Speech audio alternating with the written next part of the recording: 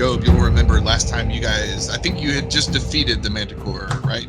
You just slain the monster that was terrorizing poor Sister Adabra in her windmill. Now, I think what you didn't see is right after that next session, we were introduced to. Oh wait, have you met? Yeah, you met Noel, right? I don't think I have. No. Oh no. Shit. Okay, so Christian, meet Daniel, aka yes, Christian playing Joe Biden, Daniel playing Noel, the Warforged. You will remember Sister Adabra was the lady in distress who needed help. You guys saved her, and actually she was accompanied by Noel here, who was her hired bodyguard for the time being, and she quickly found herself in distress immediately after being saved. And what is that noise? And what was that? Clayton, was that you? I don't know. I have no idea. Hell was that? Sister Adabra found herself in distress as a gang of crawling hands crept up from an undisclosed place and swiped her case that she was guarding and awayed with it in a creepy fashion. And without missing a beat, the gang decided to help Sister Adabra. She gave out, I think, 2 health potions and offered to the contents of the case if they could just retrieve it. But she was too scared to go down there. When she checked the hatch, it smelled awful. There was a terrible stench of death coming from below. The party went down. They found themselves in a cave and quickly encountered the first of many undead, very peculiarly dressed. This pack, every scene almost, they keep approaching a new. Every time they come into a new little area, there's almost its own scene going on for there. It's very, very playful so far, even though it's deadly. There's also been a weird music playing, and it sounds like a crowd has been going off and on in the distance. Although it's hard to tell with the echoes going off, bouncing off the walls of the cave. Our party, we've had many transformations from the druids. Null being a warforged, when he transforms, it's not into like a pure fur beast. It's more like just the mechanical parts rearranging and then becoming the shape of the. So it's pretty terrifying. We're having fun. I'm a Boston Dynamics dog. Yeah. Yes. If you can imagine just zombies being hydraulically compressed to death and dust poofing out with soulless eyes. It's a good time. And they've had fun going back and forth. Guys have taken quite a beating, but they've also, really torn their way through this cave. The mystery grows as they they made their way through a narrow passage, and I think Greik and Mando noticed a bit of gooey flesh scraped on the wall, and they recognized it as that of a storm giant. But Greik, having his keen wolf senses, he was in wolf form at this time, was able to decipher that it was not someone he'd already met. So it was pretty safe to assume it's not the Princess Sarissa nor Queen Neri. And then as they continue through the dungeon, they encountered, I think, several more crawling hands, more zombies and skeletons.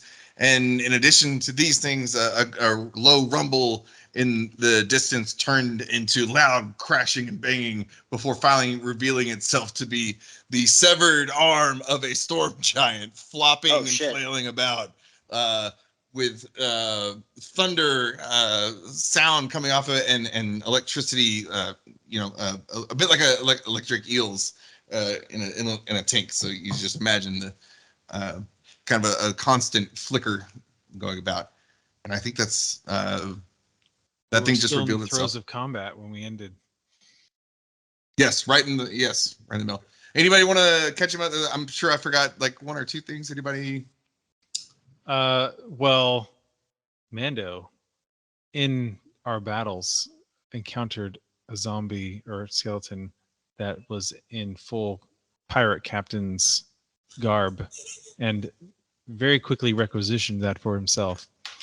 I'm in full admiral hat, captain's cape, boots, dressed to the nines. Going full bounty hunter. Yeah. But of course, still wearing my armor. And, Of course. Wolf Gripe As buried much as quite a can few be. of the zombies in his nice little bone piles as well, strategically, to I return had more later. the chance to use Duracaf and explode some. Well, not explode, but really, really damage one of the ghouls with a watermelon seed. Oh yeah, that was badass. Yeah, Noel did a little ninja move. He tried to slap chop a seed into the ear of a zombie. It fell through the chest cavity, and on this next turn, harnesses druid power made the seed grow. So the watermelon started growing from within the zombie. So tumors started to emerge. Oh shit! And the size of the pressure of the expansion of the watermelons naturally just made this thing burst into pieces. Just burst out of its chest. That dude. Yeah. It's like that dude that explodes in Big Trouble in Little China. Yes. Oh yeah. With regards to the zombie flesh and the storm giant arm, we have suspicions that it could be the missing storm giant who has the magical conch to teleport us to, I guess, the storm giant stronghold. So be on the lookout. Interesting. So, but it would be with the rest of his body. Probably not on that. Yeah, I gotcha. Probably not. The arm I don't think is flopping around holding the conch. Yeah. We'll find out. Funny. That would be funny. Dope. And there's this charismatic voice that we keep hearing, and sounds like it was commanding all of the zombies and all that. And the last thing that we heard from that voice was that the creature is not ready and that they need to flee. So I think, and this is what Mando would probably have already called out to the group of, maybe we need to press ahead to catch whoever has summoned up all these undead. Yeah. Do we think that they're building like a super zombie with different parts? It's what I understand. Yeah. Yeah. But I don't know if there's any escape holes out of this cave under this watchtower or this windmill. So probably is. But in addition to fighting this big zombie arm, we need to press ahead and engage this mastermind. Yeah. Sounds like Dr. Frankenstein out there. But the square we see around the two zombies in the arm is a entangle spell that Greg cast. Okay. Yeah. So they are restrained. I believe it got the zombies, but it didn't get the arm, if I remember correctly. The arm is not restrained, but the zombies are. He passed the strength test. But it is difficult terrain. I feel like an arm moving anywhere would be difficult terrain. But maybe That just halves your movement speed, right? Yeah. So, Job, we find ourselves. You've just recovered from one of your spells. I awake. Yeah, not like a spell, but like my grandma used to say. Oh, one of my fainting spells. Yeah. And you find yourself, oh my god, in the middle of all the action. Anybody who's watching Moon Knight, you come to and there's this pile of bodies around you. but you know what to do. Not the first again. Okay. Okay. We have- So really, it's just these guys that are in the entangle spell that are still alive around us. And the voice was from beyond, like down the hall. Okay. There's a voice, gotcha. and there's been music that you guys haven't seen the source of yet, and there has been still like a rumble of voices that the zombies would not account for, yet. So there's still like unaccounted goings on. Gotcha. And I'm gonna move right here, and I'm gonna shoot at this zombie with my crossbow. Nice. These two are skeletons. Same. I mean, good. Those are skeletons. You've got a mix of zombies, skeletons. Okay. Crawl.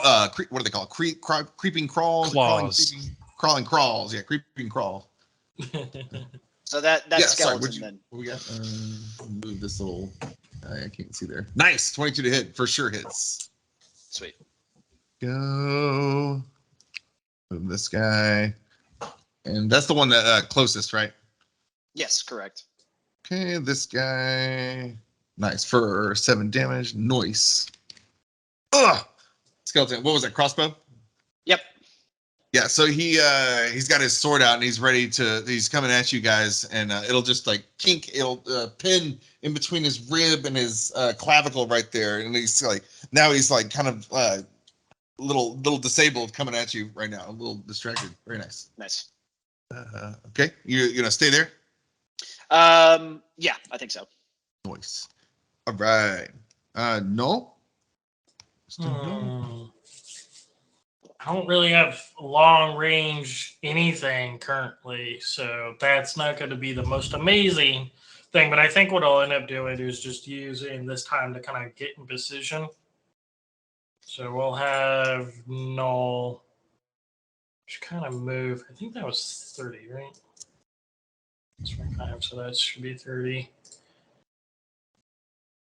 Yeah, I'm just going to do the movement. And then I think what I'm going to do is then prepare my scimitar weapon just in case something comes lunging at me. Nice. Actually forgot that. Okay. So you hold there. Mhm. All right. Brings us to Mando. All right, Mando is going to move up to this zombie, and since he is restrained, I still got my dagger brandished, and I am going to attack this dude, hopefully with advantage, because he's restrained. Yeah. So I'll roll again. It's a 17 hit 17 hits for sure. for 4 piercing damage. So I come in. This thing is all restrained. So I've got my dagger and my shield up, and as like the roots are like vining up it, and it's like it's got its arms held at its side, I just come in and I just come stabbing at its chest area and see if I can cut away at the like collarbone and tear away at the rib cage. Hell yeah. That is my turn. And it does, and it is making serious progress on this, and in just very quick blows, the skeleton is finding himself in dire straits. He's not looking good at all. Past bloodied on his last limb.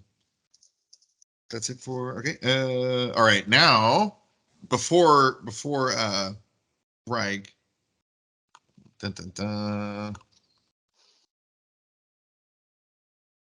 We are going to okay, how am I gonna behind let's see, Job, you weren't so there is if you see this, I'm gonna scroll up, there's a little this thing on the left here. Do you see the thing coming out from the wall on the left of the cave? Yeah, It's- yeah, kind of looks like a little finger. Yeah. It's kind of imagine like a workstation, kind of the chest height workstation, and then there's imagine also like above it some things hanging down. So for all intents and purposes, this has been mostly blocked from Okay. the battle so far. and you guys haven't seen anything back then. But from behind there, start emerging some unfamiliar faces. 1 second. Hmm. And behind, I'll try to sync this up and be cool. Right behind the arm, from around this corner, emerge Mando, Joe. It's not quite well enough. Mando, one of the sparks from the storm giant's arm kind of sparks up, and you see it illuminate, kind of like a flash bulb going off for photography. It illuminates these faces, and you see a bunch of masked men, all and then a couple of hooded figures huddled together, like beelining it for you guys, or maybe not for you guys, but your direction anyway. And you guys hear a roar, ah! And it seems they've gone from 0 to 60, like scared, terrified, and they are running away, maybe from something. We'll say they just them appearing. We'll say that was the end of their turn. So that's like they are coming around this corner, and They're in full tilt run. yes. Do we hear any loud thumping or roaring in the distance? No. Okay. And okay, and then brings us to the arm. The arm, Mando's pretty close. You see this arm. It was a spectacular scene. The vines coming up and seeing everything grow in that speed. Like nature's already gnarly. It's like watching when they do the time lapse thing and they speed up the footage, and it's really crazy to see it all happen. And despite the awe of it, the storm giant's arm was still just strong enough to stay above the branches and the vines that are coming up, and it's going to kind of flail toward your direction. And in the process, here we go. Okay, it's going to make a multi-attack. No shit. It's gonna try. Yeah. Now it's entangled. It's entangled too, right? No, it's So- not. It's succeeded. Oh, it's not. It's just If different. so, Greg, does it have to continue making saves if it moves through? No, If it wasn't entangled to begin with? no, only the zombies that have to break out. It's just treated as difficult terrain, so half movement. Got it. Okay. All right. So half movement. Half movement. Okay. Let me think. So 10, I mean, I'm not far. I'm 10 feet. right. away. Yeah. Okay. So this will work. It makes a multi-attack, but you kind of get the idea that that's just all it does. it's just a multi-attack. So the arm flails its way toward you, and it seems to have some kind of divination power as to not divination magic, but it seems to divine where its enemy is, or what it considers its enemy anyway, and it flails toward you in a spectacle. But as it does, it hits its friend here on its way, and it completely. That's going to be. I mean, yeah, obviously. So the first attack, it hops up in the air and it comes down and it lands on the elbow first, and the skeleton that you're fighting right in front of you just takes giant elbow to the people's cranium and elbow. just- What? I said the people's elbow. The people's elbow, the giant's elbow, storm people's. So anyway, it comes down. Yes, people's elbow. Bam! Obliterates this thing right in front of you. Let's say you were like eye to eye with it, and you were like, about to do your next blow, and it just completely gone. And then it will make one more attack. Oh shit! Okay. Well.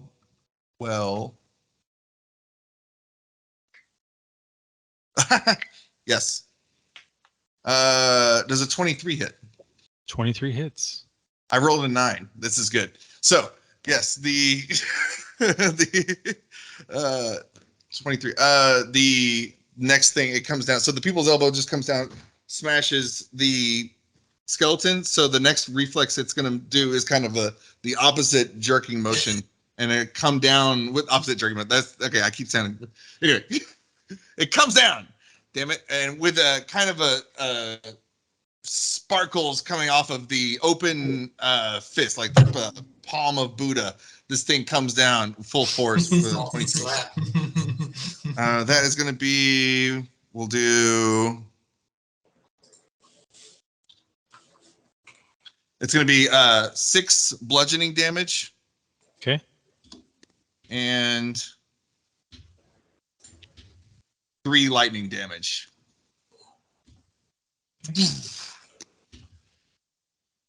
So so as this thing like people's elbow, or sorry, Buddha palms me. Mando was stabbing at this zombie.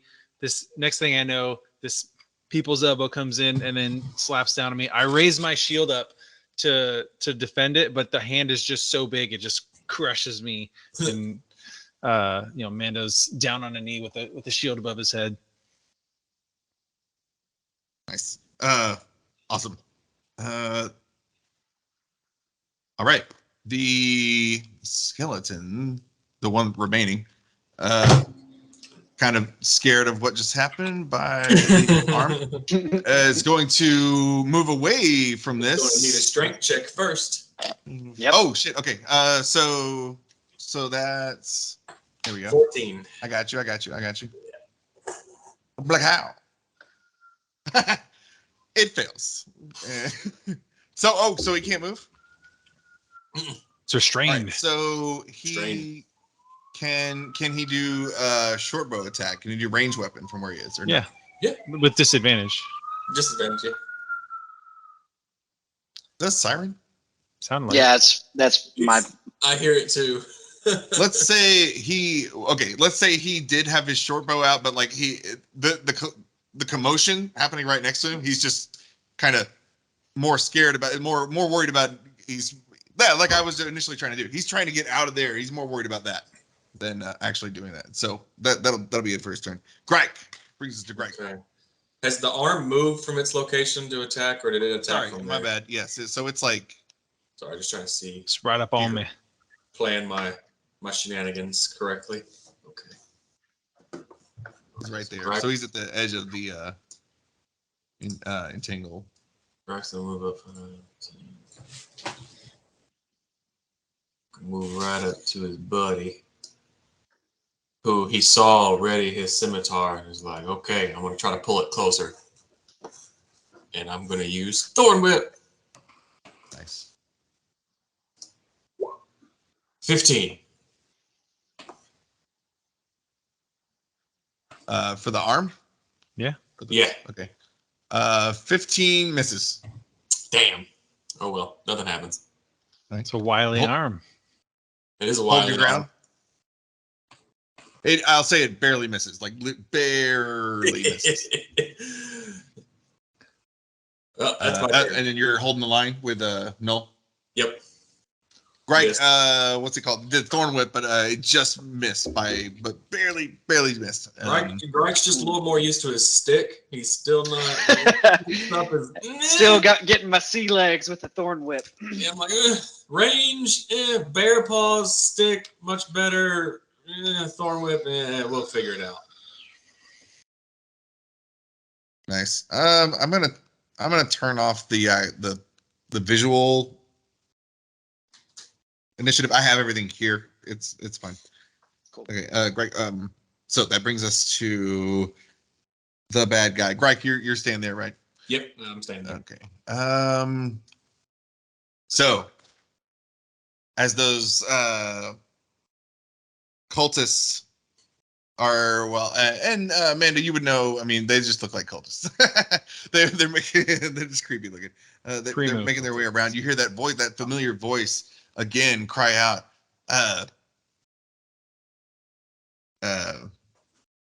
No, you don't yet. No.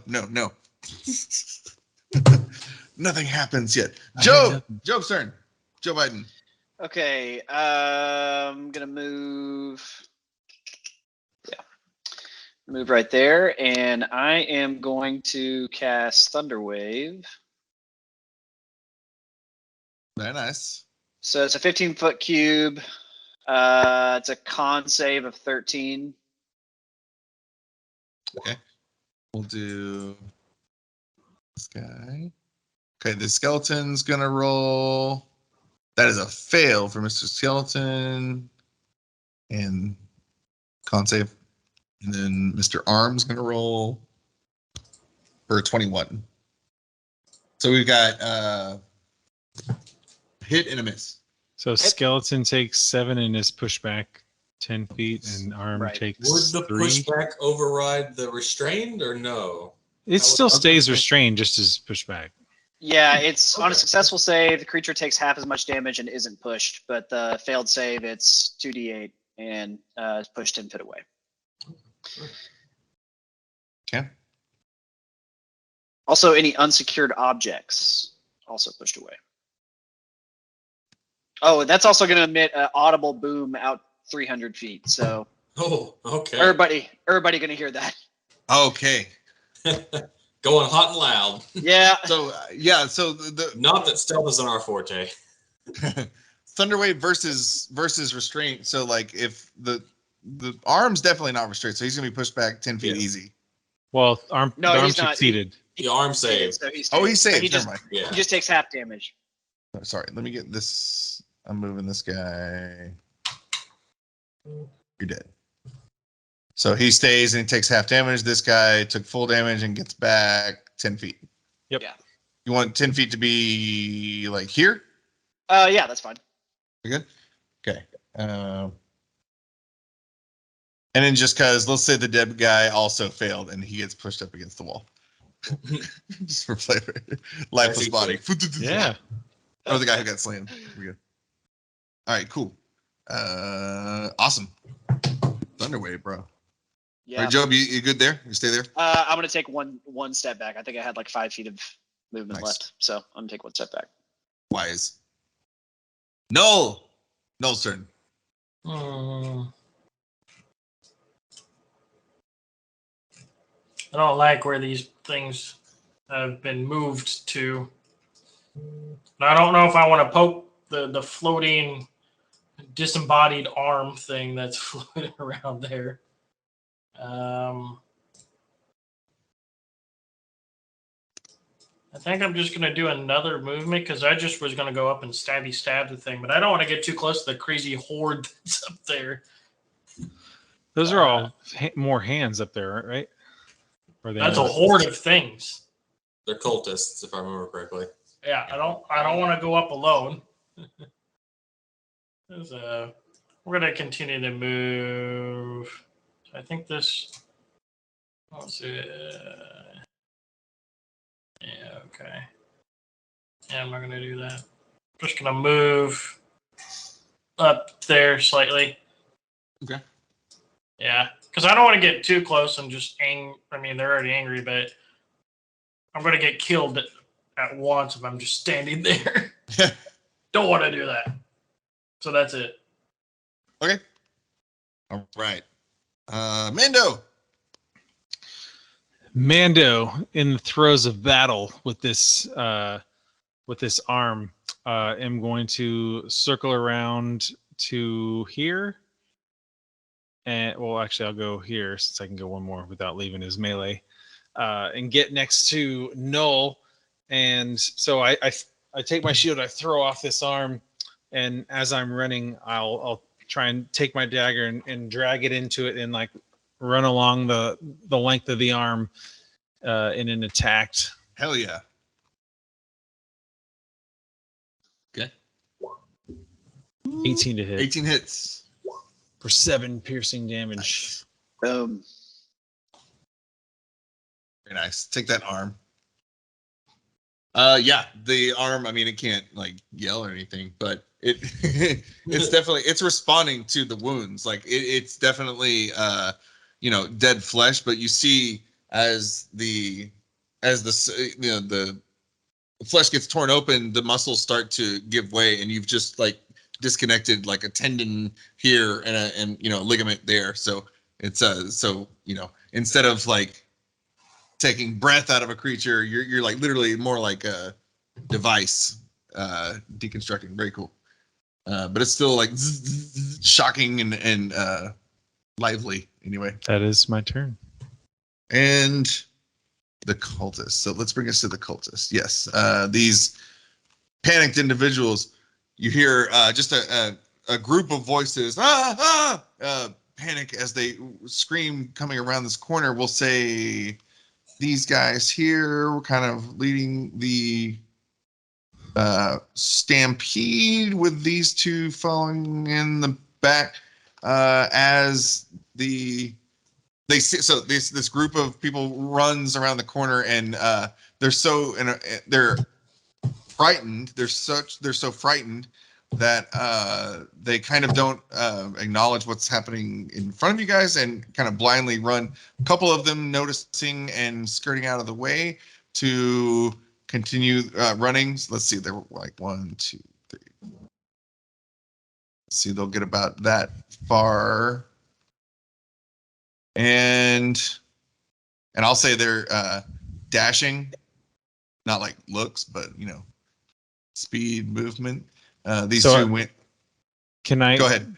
Can we get a little bit better description of what these cultists look like? Sorry, these guys come around the corner. They are dressed like a little bit like no different than any kind of adventurer or bandit. It's a kind of just generic traveler that you come across, especially on your initial caravan into Phandalin. But these particular ones, they all kind of they all share part of not a uniform, like a formal uniform, but like aspects of a uniform. So you see, they all seem to share an emblem that ties their cloak or holds their cloak together. I'm thinking like the hobbits with the little leaf thing with the shire and so like that. But the symbol. Mando, you want to roll for perception during battle? I don't know. Well, I mean, that counts. This isn't happening on my turn. I was curious. No, I mean, yeah, go ahead and Mando and Noel and Job. Mando, Noel, and Job. You guys roll for perception as this horde of cultists rounds the corner. I, in particular, am interested to see if their faces are covered. I know there's a floor. So my ears are still ringing from the boom. I'm not paying attention to a lot.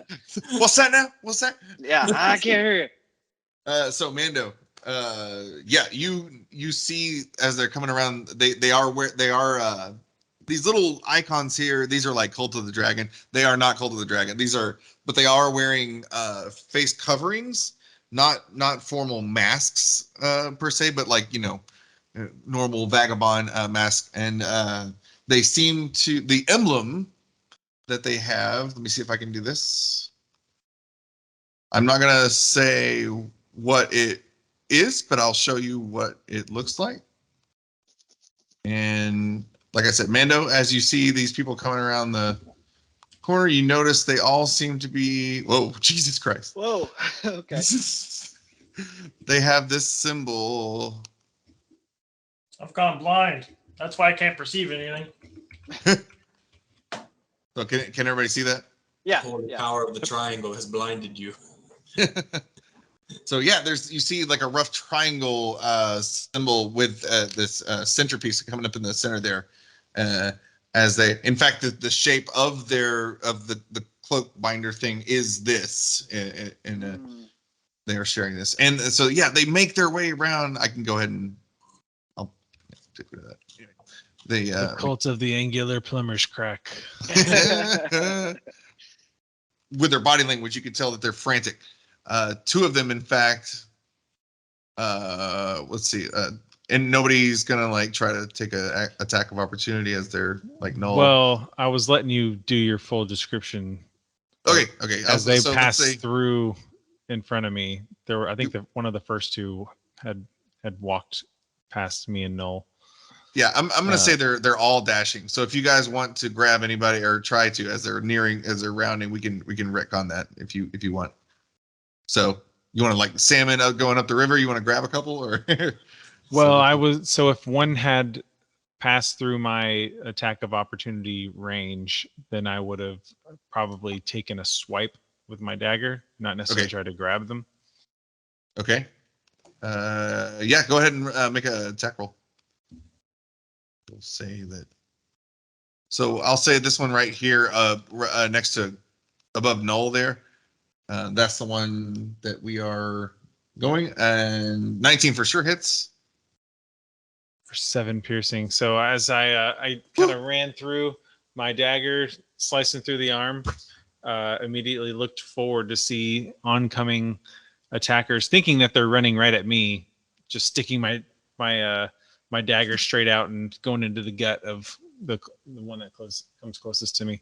So yeah, hell yeah. I'm imagining like a bear on the river with salmon just coming right to you. So you stick out your knife, and this guy, he's running full speed, dagger to the gut, and it as you like clothesline him, his mask or the thing he was using to cover throws off, and you see just like terror in his eyes, not just from being stabbed and brought to almost death and just by one blow, but more than that. Terror. So yeah, but you definitely stop him in his tracks. And Noel, there's one more running by. Do you want to do anything or just let him keep going? Since he's running by and I've got my scimitar, my sword's has been ready. So as he's running past me, there is an attack of opportunity that takes place. So Yeah, nice. Yeah, go ahead and roll for it. Okay. 9. Does that? 9 misses. Yeah. Okay. Does he keeps going then, right? That wouldn't stop him. Yeah, they would just keep on traveling. Yeah, I just see the guy run by, and I'm just. I mean, so even when you do an attack of opportunity, if you hit them, they can still keep going. Like unless you have like the sentinel feat, that's the only thing that makes them stop. So the guy that stopped like right in front of me, he could have technically kept on going. Okay. 1 second. Okay. All right. Nice. They went that far. The one more guy comes around the corner. Let's say he very distracted. He's kind of like tripping over himself, looking over his shoulder at what he had just encountered.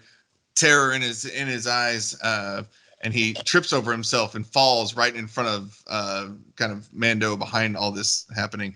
The 2 cultists that did not go around you guys run straight into the arm. They're still terrified of something else. They run straight into the arm.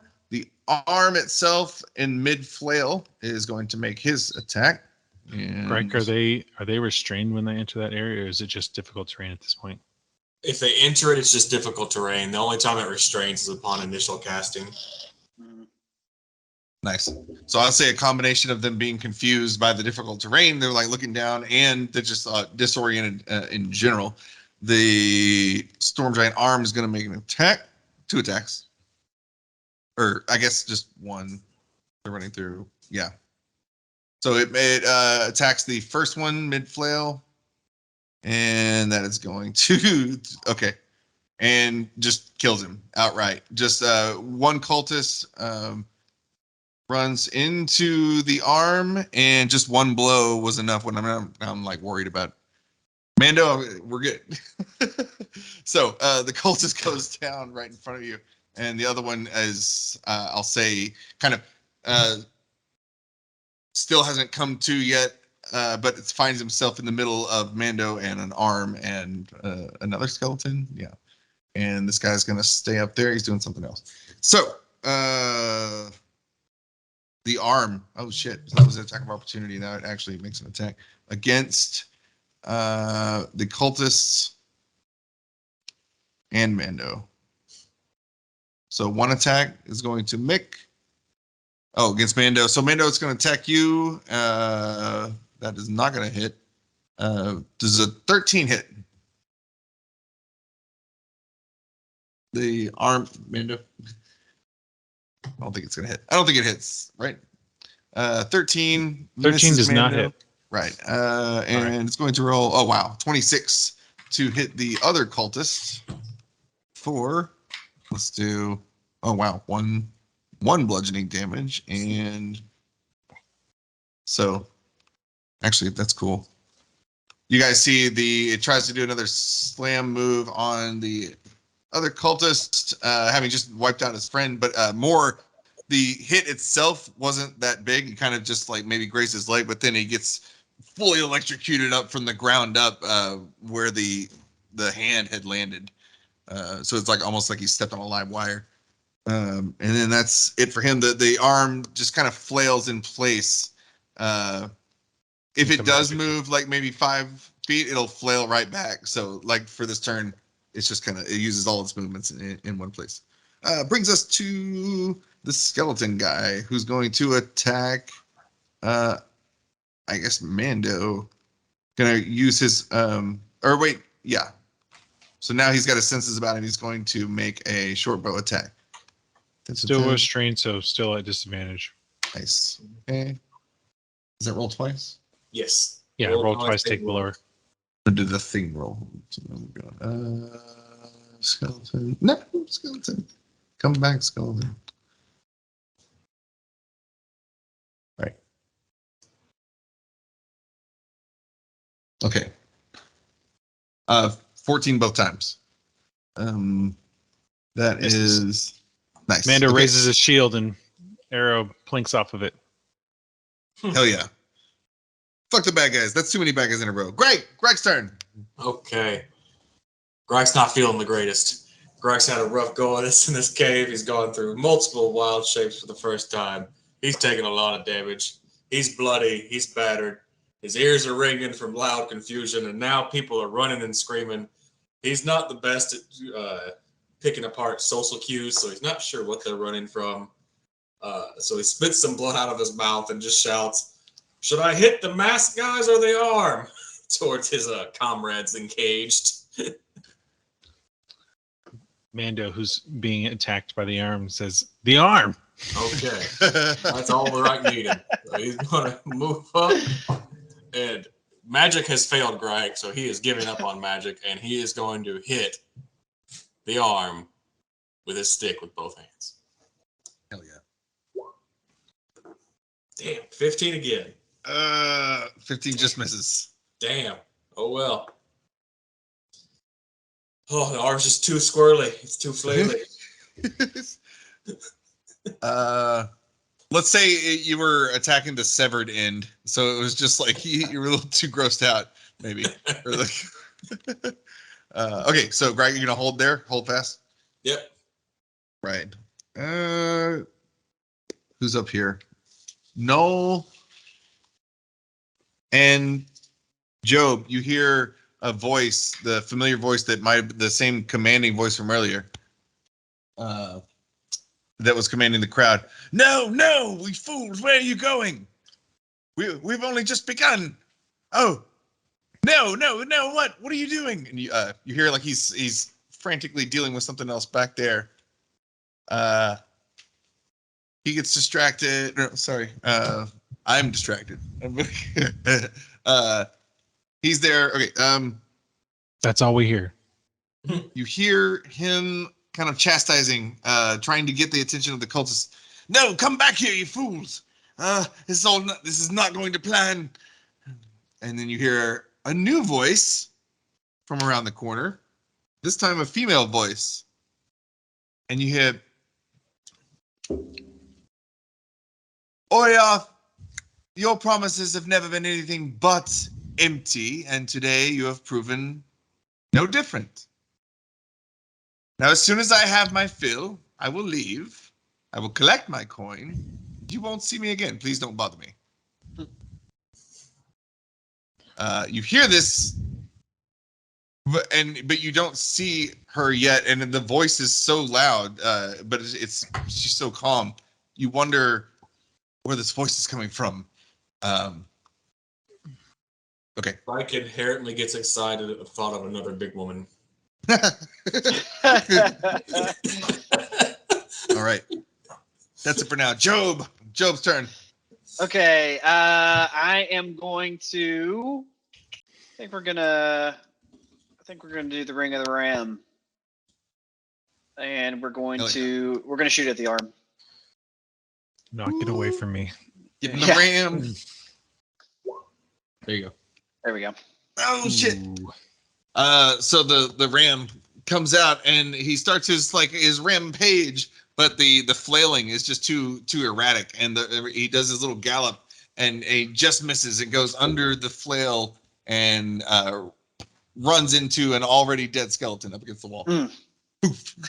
That's the break sometimes, kid. All right, we want to move Job or hang out there? I'm gonna stay right here. Okay. Null.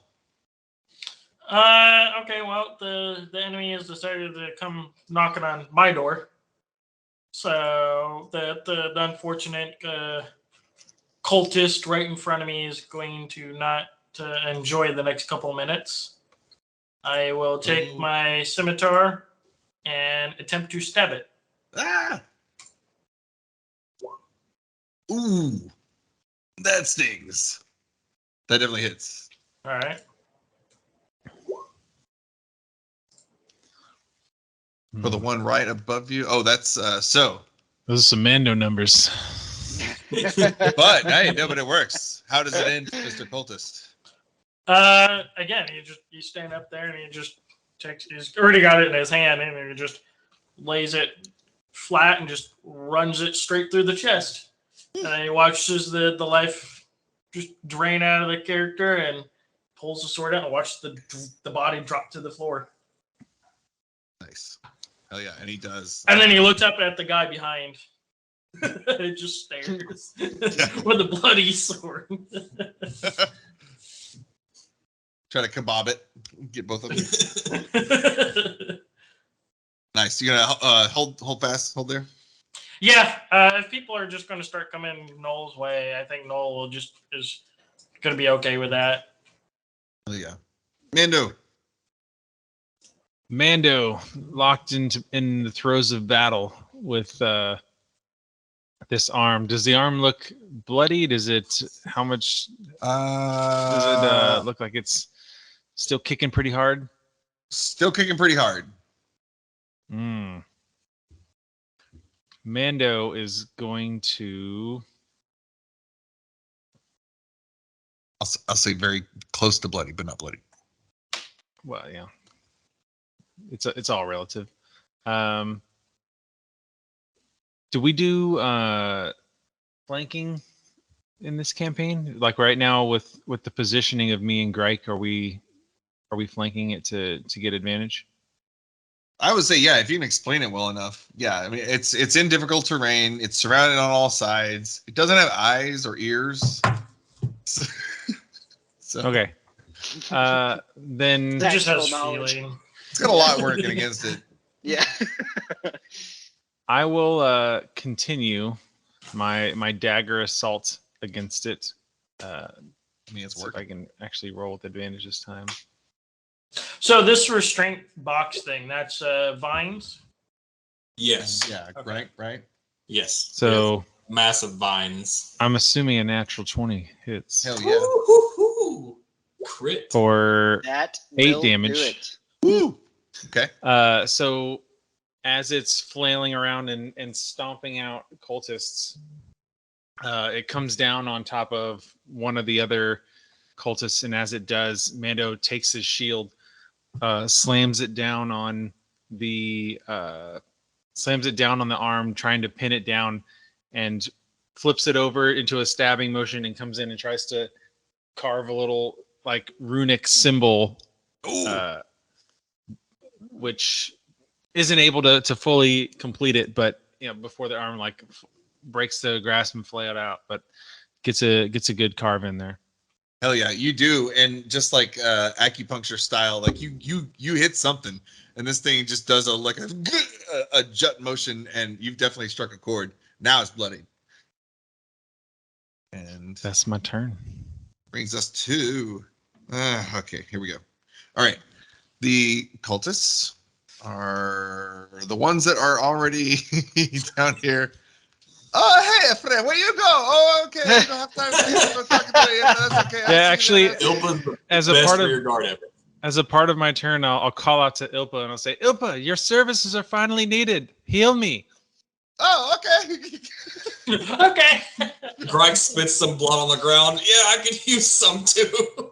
Oh, okay. It's just I forget Okay. after you guys are okay. You know, ask for help. It's okay. All right. Ilpa's gonna creep up. No, but first these cultists are they got out. This cultist is gonna keep trying to move forward. I don't know how he's not dead yet. Can they kidnap Mr. Business?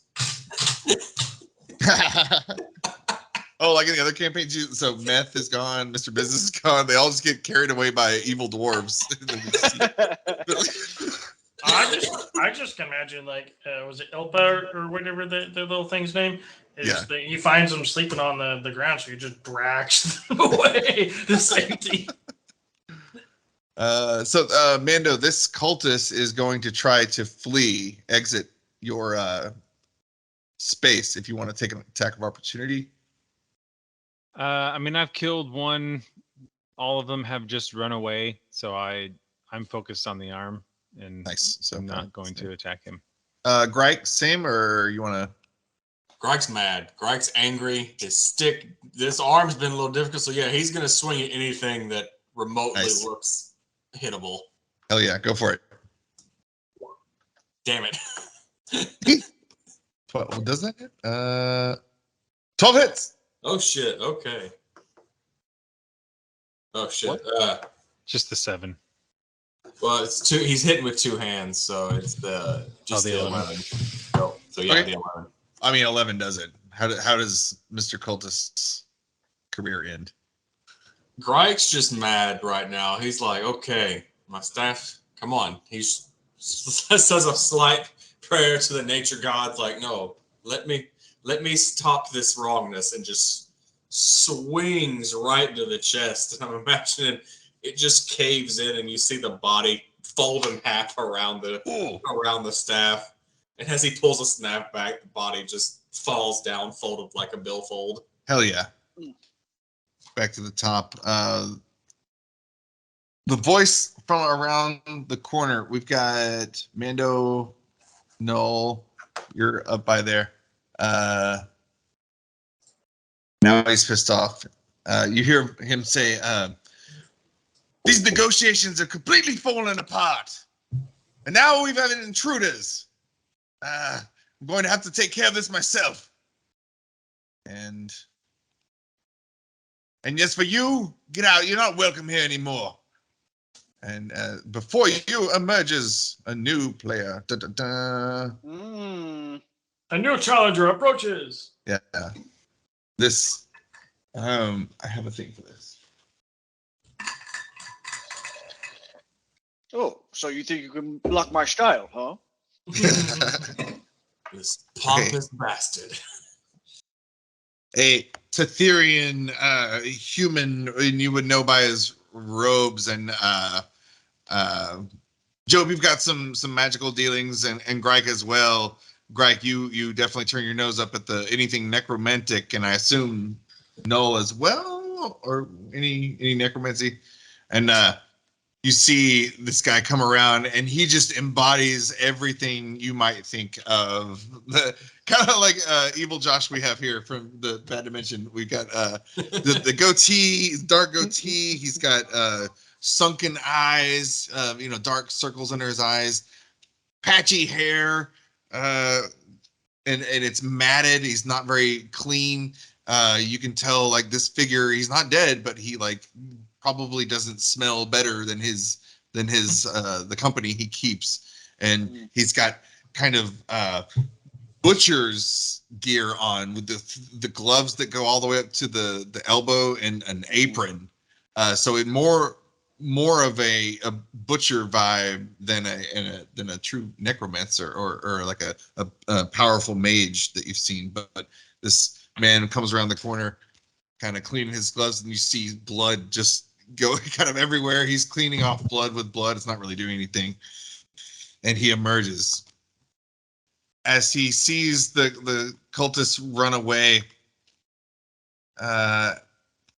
he kind of curses them and suggests he never needed them anyway.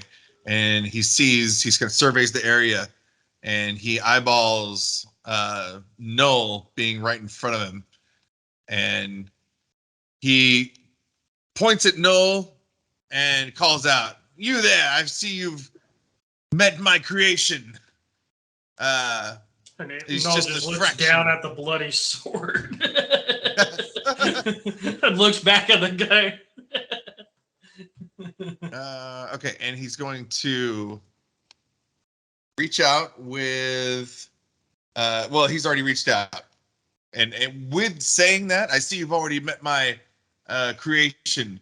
It's nothing compared to what I have in store. And on that last note, as he's saying nothing compared to what I have in store, you kind of hear one voice, two voice, three voices, four. It turns by the end of the sentence, it's like a choir, and it's like surround sound. So you see the guy there, you're fighting the people here, but this voice just kind of all around you, only a fraction of what and it's going to cast. I need you to make a wisdom saving throw. No. Me? Wisdom. Okay. No. Oh, saving throws. That's on this thing. There you go. Oh, 18. Okay, that saves. Let's see. Okay. You save, but you get the sense that you just dodged a bullet there by your gangly, all your lizard brain really like fired up, even though you don't have like whatever. But your My base Peter sense, tingle is tingling. yes, your spidey sense really went off, and you feel like you just like dodged something really dangerous. So good for you. And you can see rage in this guy's because he was really sure of himself as he reached out, and he's raging now. That's it for him. And the Job's turn. So let's see. I guess I'll try to shoot at the arm with my crossbow again. Nice. Ooh, nice. 18 hits. Yeah. 10 piercing. 10 God piercing, damn. yeah. Woo! Joe, bye. You know, I keep that thing on me. I shoot out at the ranch sometimes. Yeah. I We know have you've been hanging out with Joe fantastic. Rogan in Austin. Yeah. Well, no. Usually I go out. There's a nice place where I'm from called Delaware. Beautiful place, and they have great public shooting ranges where you go all the time. The right after combat wise, Mando had just like done his etching of the rune thing. He's like really focused there, and it contorted, and just as it did, let's say the palm opened up, and as it did, you're just like, oh, I'll take that as an opportunity, and you sink an arrow right into the palm of this thing, and for all intents and purposes, this was the Achilles heel of this thing, and it really, you guys are just hitting all the right pinpoints, and this thing is that was a great hit. Yeah, past bloody. This thing you did roughing it up real nice. Is that it for Job? Yep. Stay there. Yep. Null's turn. So I have a question. How tall are the ceilings in this cave? 40 feet. Damn. Okay, that's quite a bit taller than I was hoping for. But I got the feeling that this is going to be interesting fight. I don't like the guy that's straight in front of me, but I just don't want to run past because I'm afraid I get an attack of opportunity. There's one other guy over here. The cultist running away? This guy right here, right? He can I do that? Yeah, that guy. All right, if I just run straight ahead, does he... We're not in any sort of engagement, but does he get an attack of opportunity if I just run past? If you go right there, he won't get an attack of opportunity on you. Like if you stay in his melee. I could still move here right? Is that right? Okay. I can't see. Well, I mean, like the Like if you go here, Oh, there you go. you will not be in his melee, or you will Okay. not take attack of opportunity. and this thing here, that's just a wall thing that's there, right? Yeah, it's like a really high. This character who just emerged and is cursing you guys. He's a pretty tall guy. So this is like a working workstation, but it's high up. So like Job, for example, probably wouldn't even be able to see the top of the like what's on top. Okay. There's a reason I'm bringing up a bunch of this because this determines what I shape into. Yeah. So I think I only got one more wild shape, and that's the whole ability. So I'm not gonna. Well, I could do a movement, but I'll get Google image search ready. yeah, do a giant wolf spider. Giant wolf spider. Okay. Yeah, and that's why I was asking all the questions because it's got spider climb, so I should be able to climb on, difficult surfaces, such as sides of things and ceilings. But if I'm on the ceiling, my bite attack doesn't reach because it's only a 5-foot kind of thing. So I wanted to kind of make sure thing. So I'm going to wild shape into the giant wolf spider, and that's all I can do for action. But I could move, but I'm not going to. I'm just going to sit here. Mando's going to have to deal with the giant spider next door. Okay. Getting your token ready.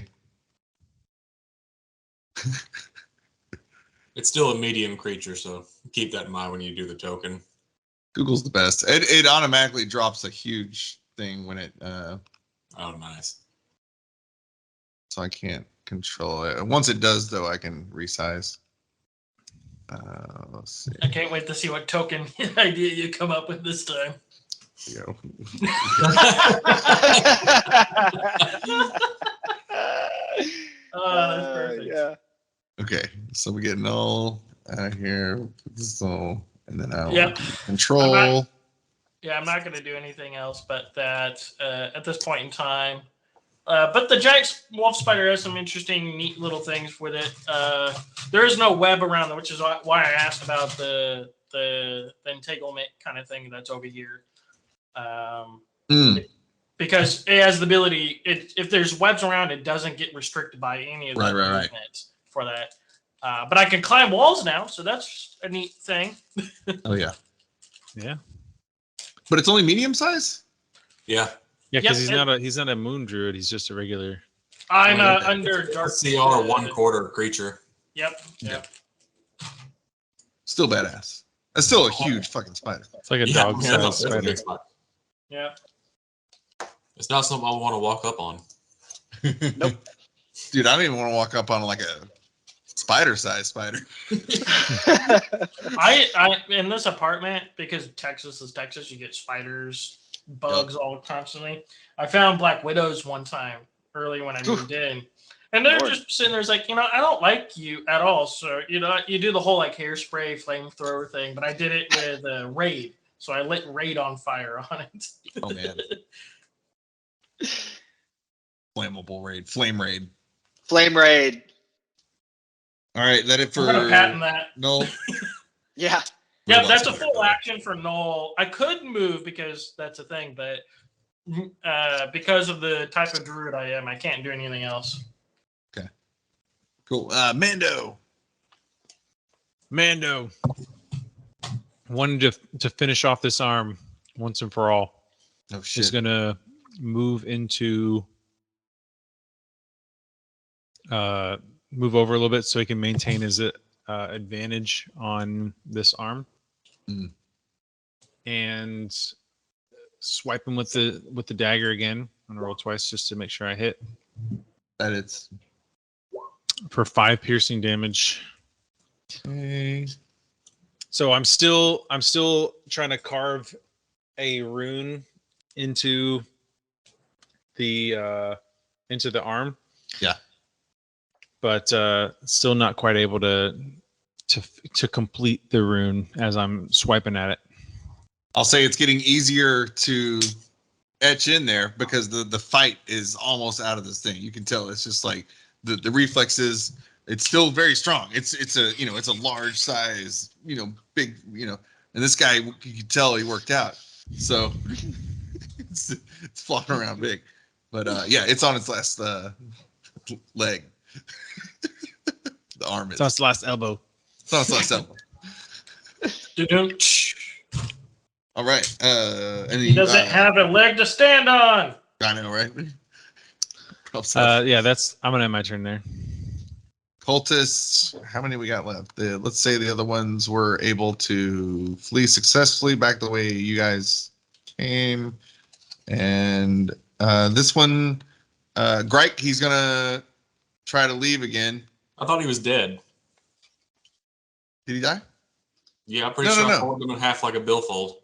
Oh, sorry. Never mind. My He's not gonna money do that. He's don't dead. trigger lit folds. That guy's dead.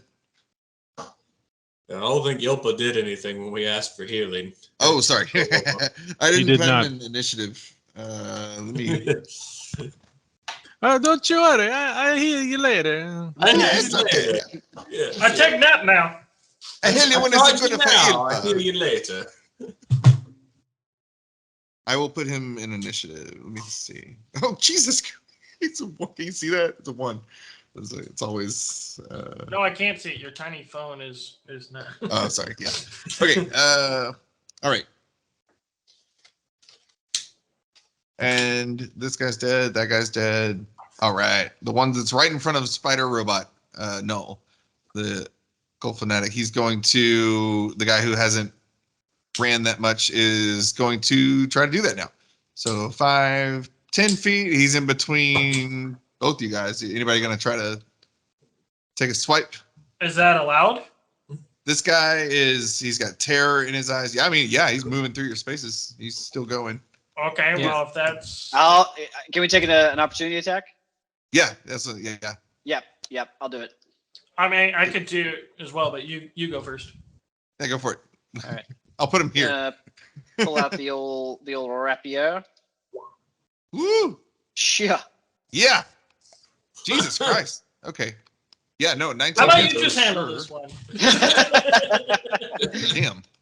That rapier, if it had been the other cult, that'd have been it. But yeah, in one hit, you go all the way through. You just run him through. You walked into the wrong hood, boy. Yeah, he's seriously. Can multiple people take opportunity attacks if he runs through Yeah. like 3 dudes? I think so. Yeah. Yeah. Everybody yeah. can take swing. So that let's say that Job stops him in his tracks, and now he's like surrounded by everybody. Robot Spider Null. Anything? So now he gets to bite. Yeah, I could bite. Yeah. Did you find Giant Wolf Spider in D&D Beyond? Yeah. Well, I sent it to. Yeah. Okay. Oh, there you go. I was good. It didn't make a noise. It's only to the GM. That's Yeah, the it's thing. weird. And Yeah. it didn't make a noise. I'm used to the noise. Okay, so yes. 17 hits. 17 hits. So that's the bite, but it has to make a DC 11 Constitution. Nice. Let's see, that is a. There we go. Con save. Yep. That is a 3. Okay, so it takes 7 2d6 poison damage. Nice. That is this guy here. So 7 total. Well, so the block says on a. The 7 is the average. 2d6 is what you roll. Yeah, you roll a 2d6 and you take that much poison damage. If that poison damage reduces the target to 0, the target's stable but poisoned for an hour. Because it's Okay, also I- going to take the 1d6 off of the bite. Okay. So I roll that or the Daniel 2d6? rolls that. I can 6 roll is it. the 2d6. If All right. he just clicks the buttons, it'll throw it to the GM. There you go. So I see 9. Nice. So 9 from the bite, and then 3 poison. I'm confused. Yep, that's poison. Yep. Oh shit. So okay. So if it's 9 plus 3, or is it 9 total? It's just 9 total. It's probably 9 Okay, total. 9 total. Okay. Yeah. It's 9 total. Almost. So Ooh, you almost. take that. Yeah. So this cult fanatic, he run. This one's dressed a little bit differently than the others. He's got a hood, but his face isn't covered. And and instead of having that symbol, the triangle symbol, as the cloak holder binder thing, this he's wearing a necklace with that symbol, same symbol, but just used differently. Fully stopped in his tracks. Job, you're taller than you, so Job thrusts upwards, and you can see in his eyes as he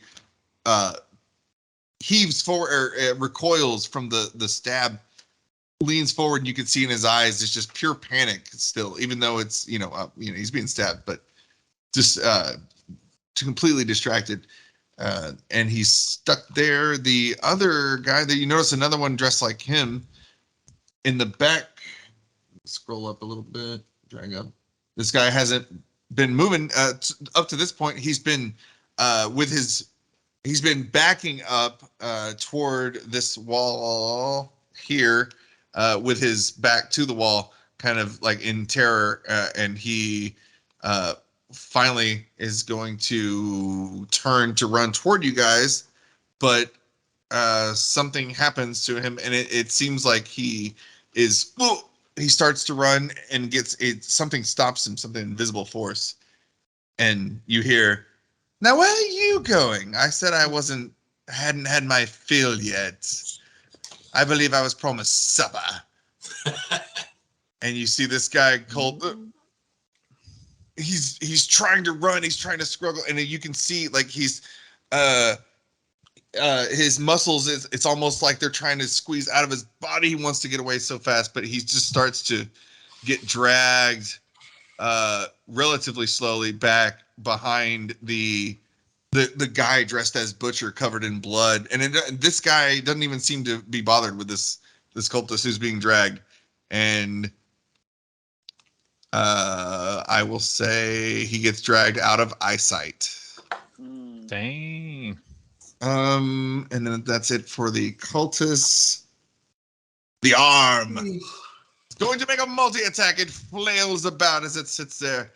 That is going to be. Let's see. Okay. So the first one, Mando, is going to attack you. Does an 11 hit? Misses. No, it does not. The flailing happens, a boom slam that hits the ground right next to you as little pebbles fly up, and their static electricity in the air keeps them almost like it gives them a boost in addition to their jump as it heaves from the ground up. And then it turns to, or it doesn't turn, it's just the other end of it flails at Grike for a 14. 14 hits. So again, misses. This thing's just flailing, and it again back and forth, kind of. Sorry, I moved your little thing here. Flailing back and forth, but ultimately doesn't end up moving any significant space. The skeleton, who's somehow still alive back there, is going to make another short bow attack. I think that's what he's been doing. Yeah. Short bow toward Mando for dirty 20.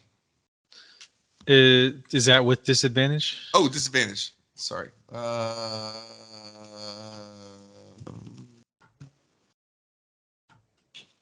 For a 12. Misses. Okay, so yeah, the reaches back, looses, misses.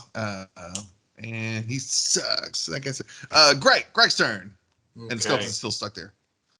All right, Greg felt a little bit better after crumpling a body, so he's not feeling as useless as he was.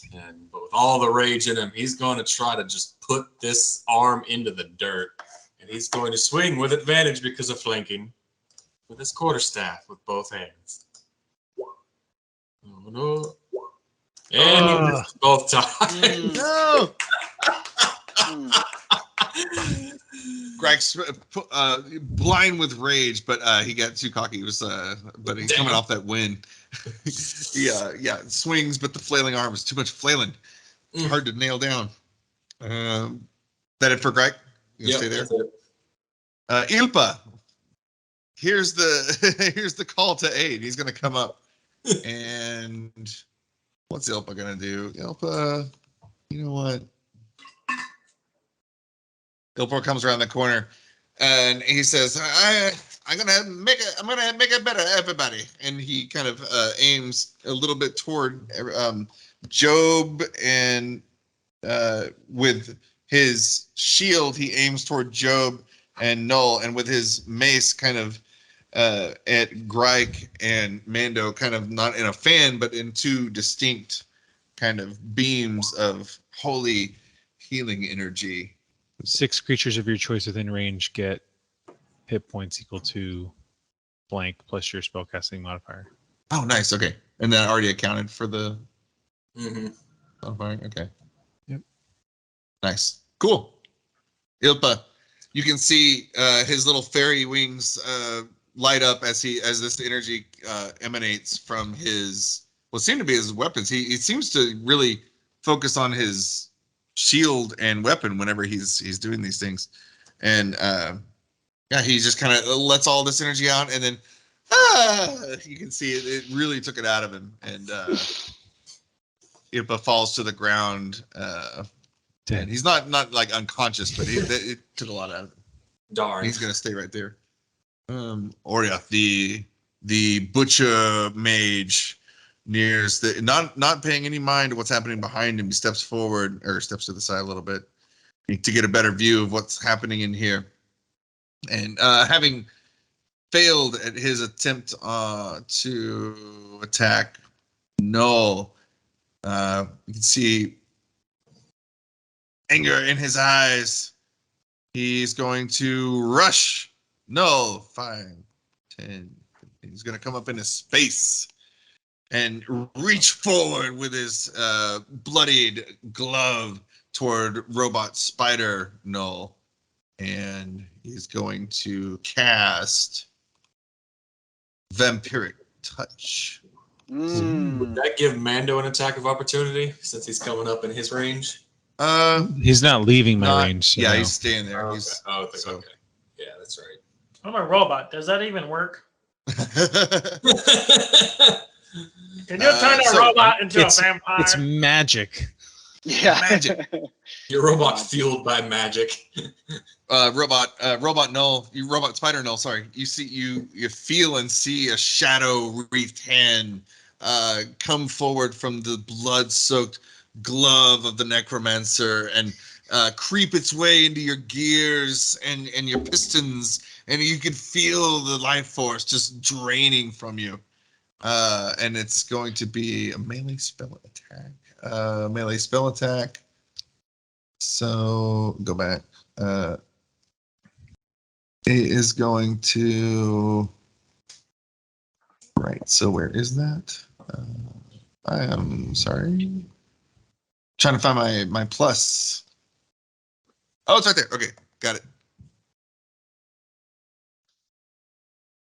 4A. Okay, so does a 23 hit? Yes. Reaches forward and for those things. And Vampiric Touch I don't is. see these things. Here we go. Sorry. 11. Ooh, 11. Well, you knocked him out. He's transformed back into regular null form. Oh no. Yep, that's a one hit right there.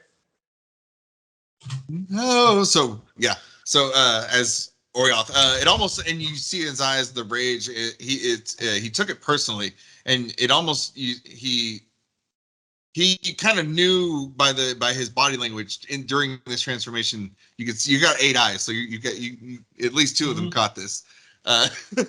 He could tell, like his demeanor. He knew this was going to happen. Like he was forcing it out of you. Like he was drawing you back, kind of like, oh no, you get back here. So he's going to take that. And then does he get temporary health points if he's already at max? Nope. Okay, so that's it for him. He's going to stay right there. Let me get regular Null back in the game. Where'd he go? He's small. Perfect. Why is No, this? where you at? Where'd he go? So not only did he murder Robot Null, he Oh, there. Okay. Why are there so many nulls? Okay. He's real small. Okay. Here we go. Do you want to put that up over there where he was? Right. There we go. So yeah, as he sucks the life out of you, it's cool. Like so the spider form that the metal and wood pieces had formed just kind of like untransformer out and in a shock to in a recoil to the vampire judge. Cool.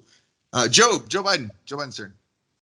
All right. I'm gonna take another little poke at this this cultist. Yes.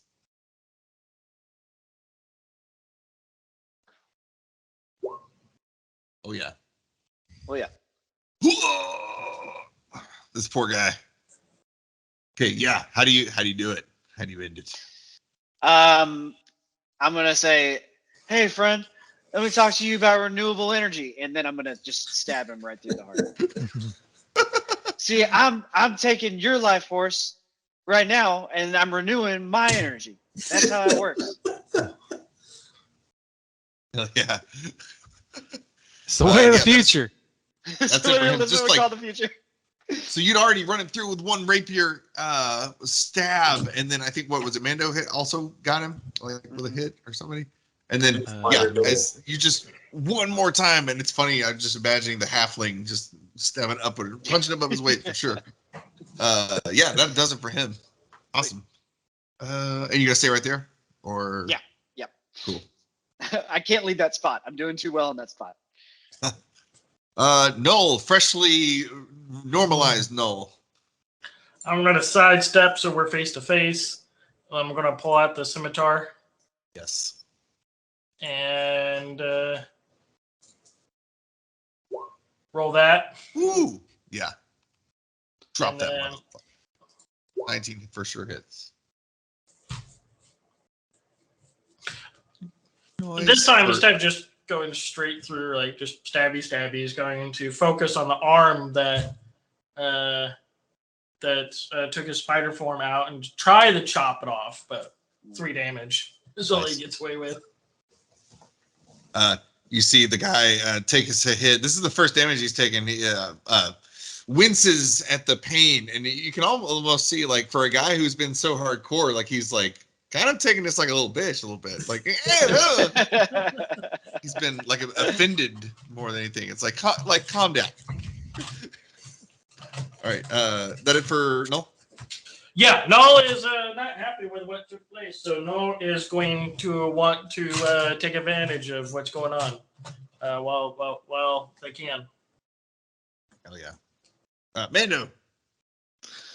Yeah, Mando's still trying to finish off this darn arm. Trying to finish scrawling the rune.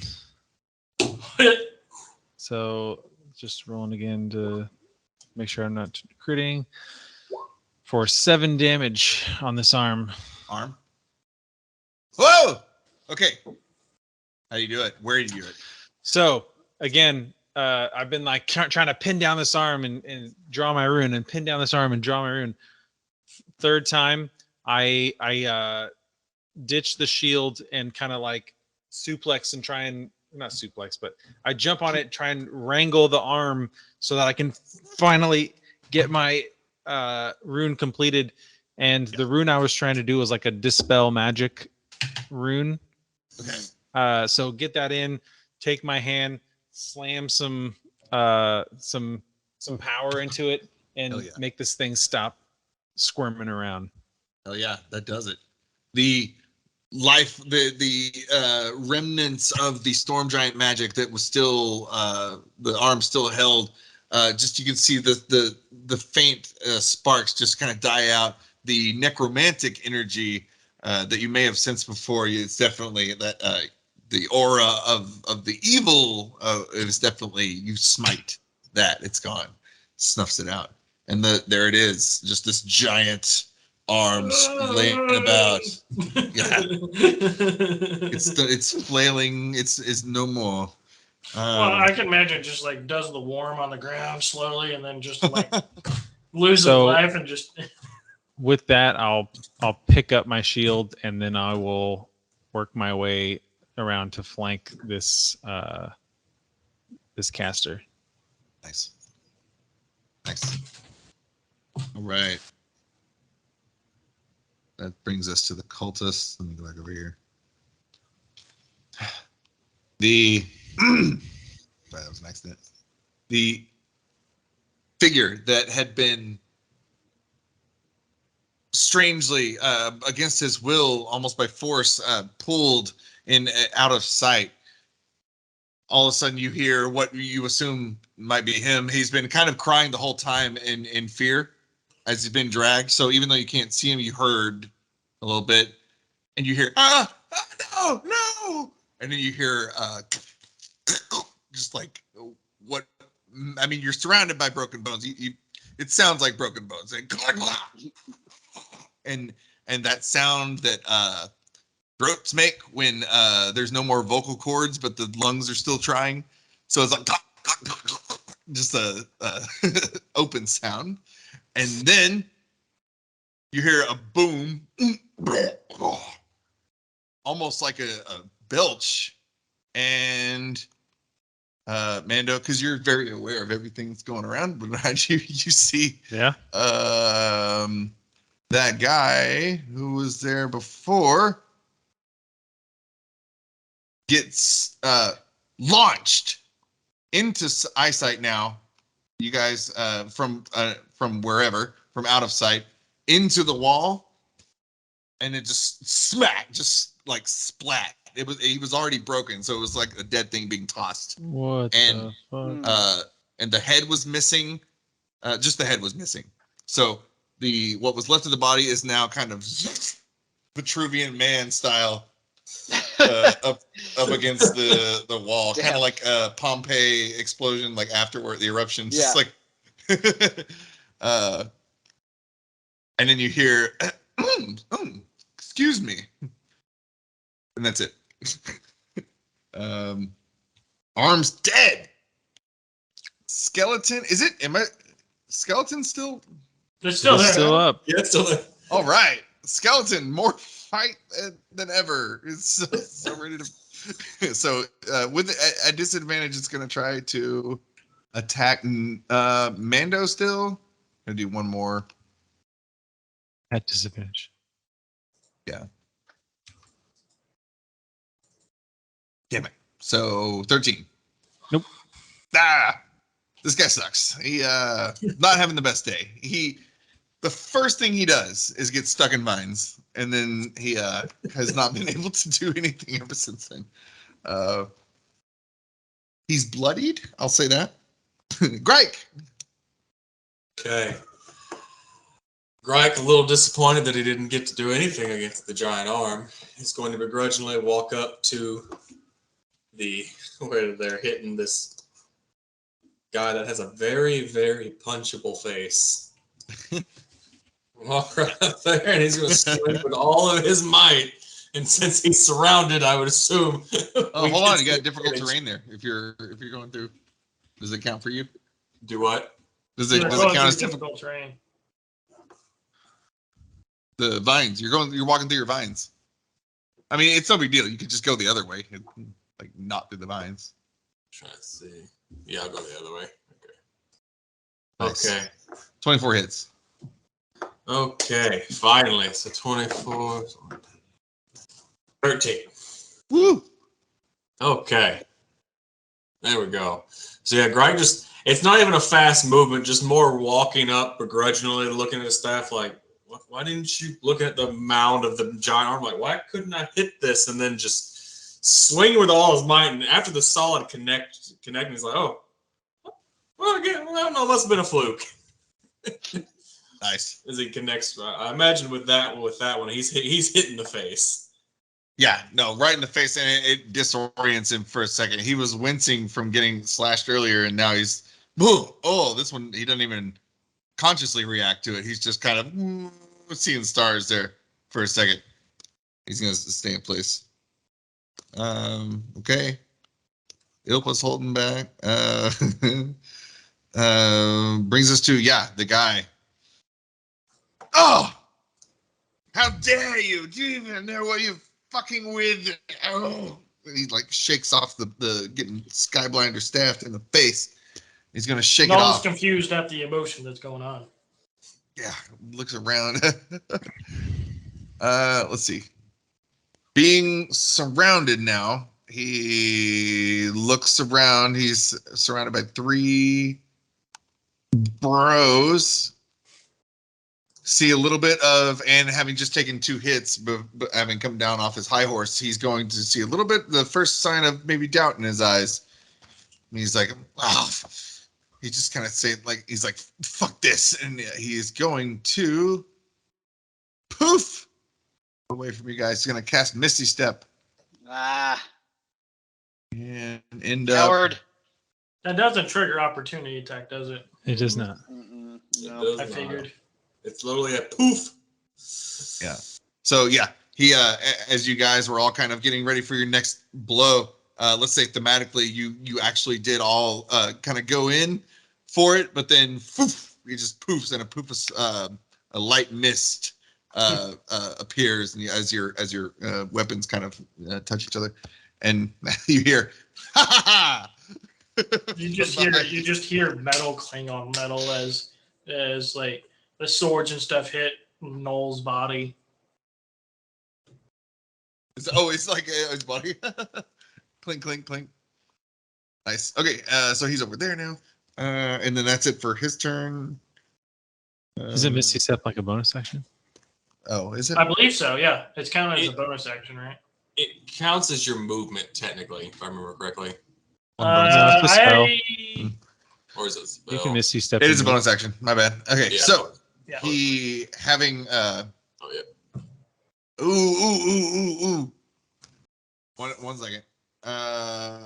Okay, so you fools, you have no idea who you're toiling with. Does his Misty Step. Whew, y'all swords clink. And then before you realize what's going on, he's been casting a spell. Is this somatic component, or he's doing something with his arms, and awesome. So you look over, and as soon as you've noticed what's happening, you see the necromancer kind of open his eyes as he reaches forward at you guys, and he says, "We've only just begun to play." And electricity, which is awkward, kind of shoots off both of his eyes, but just a little bit, as he starts chanting something. It's in some other tongue, and